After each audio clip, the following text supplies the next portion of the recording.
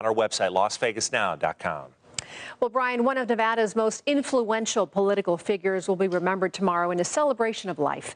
Now, many won't recognize the name Kent Oram, but for more than 40 years, he did play a central role in campaigns for governors and sheriffs, mayors, and also oversaw some of the biggest ballot initiatives ever approved by Clark County voters.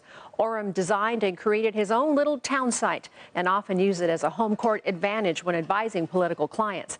The I-Team's George Knapp has our story. Among the 1,500 residents of the idyllic town of Oram, there are no gang members or drunk drivers. Even the other side of the tracks isn't all that seedy.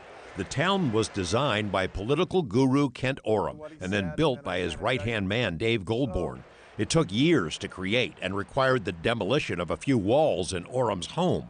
When we profiled the model train masterpiece back in 2012, Oram didn't appear in the story. We suspect he didn't want to be questioned about how much he had spent on his mythical town, so his wife Becky wouldn't find out.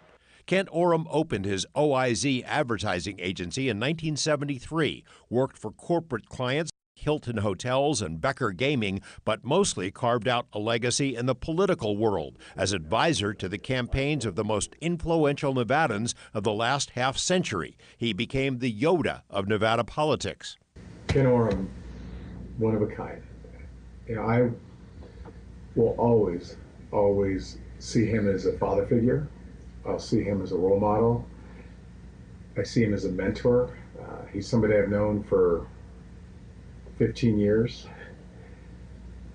You know, he taught me a lot about politics. He taught me a lot about life. Oram helped Brian Sandoval get elected as Attorney General and then governor twice. In all, Oram ran 18 statewide campaigns and won all of them, electing governors Kenny Gwinn and Bob Miller, among others. In Clark County, he shaped ballot issues, which raised money to build highways, flood control projects, and hire more cops. He oversaw the campaigns of every Clark County sheriff from John Moran through Joe Lombardo. In between, he became a friend and father figure to Sheriffs Bill Young and Doug Gillespie. In the late 80s, when KLAS first dove into the subject of UFOs, Oram was the only public figure willing to talk about his own sightings. I would say it was gigantic, and it was more of a square shape, but it was a lot of lights. And so I had a pair of binoculars in the back of my Ram Charger, so I went to get them. We finally found him, and then we looked up in the sky, and it was gone. I mean, just flat gone. In later years, health issues transformed Oram's voice to a gravelly whisper, which seemed to fit his perceived gruff exterior.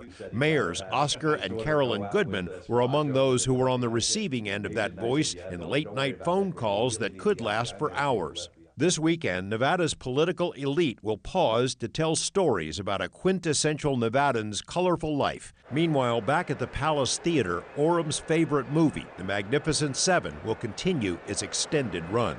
George Knapp, 8 News Now. Oram, by the way, was also a martial arts expert and a grandmaster in combat pistol competitions.